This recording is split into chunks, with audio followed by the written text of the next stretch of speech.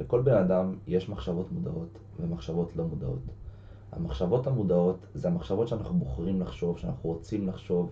זה נגיד, זה גם מחשבות שאפשר לשלוט עליהן. זה נגיד שאני אומר לעצמי, אני בוחר לחשוב חיובי, אז מעכשיו אני רק חושב חיובי, אני מכוון כל הזמן את הראש שלי ואת המחשבות שלי לחשוב חיובי.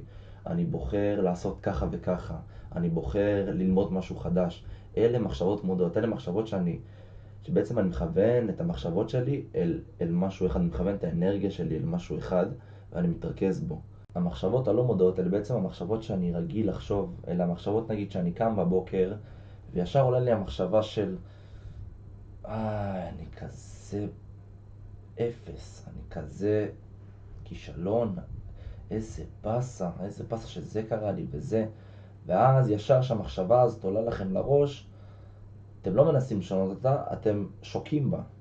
ואז שאתם שוקים בה, אתם בעצם נותנים למוח הלא מודע בעצם להשתלט עליכם.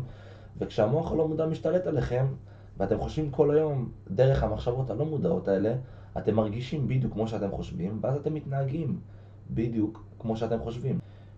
וכשאתם בעצם מתנהגים כמו שאתם מרגישים וכמו שאתם חושבים, האופי שלכם יהיה בהתאם. ואז אל תתפלאו אם אתם לא מצליחים ליצור את העתיד שלכם.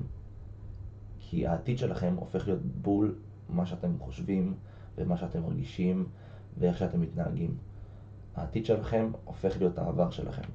כדי באמת ליצור את העתיד שאתם כל כך רוצים ליצור, אתם חייבים להיות מודעים למחשבות הלא מודעות שלכם. ברגע שאתם קמים בבוקר נגיד, וישר עולה לכם המחשבה של איזה באסה שככה וזה, ישר תנסו להחליף אותה במחשבה מודעת. מחשבה של לא, אני בוחר לחשוב חיובי. תחשבו נגיד על משהו שאתם רוצים להיות בעתיד, תראו את העתיד הזה, תראו אותו כבר קורה, תרגישו את ההרגשה של איך העתיד קורה. ישר תכוונו את הראש שלכם בבוקר, את המחשבות שלכם, לחשוב על דברים חיובים.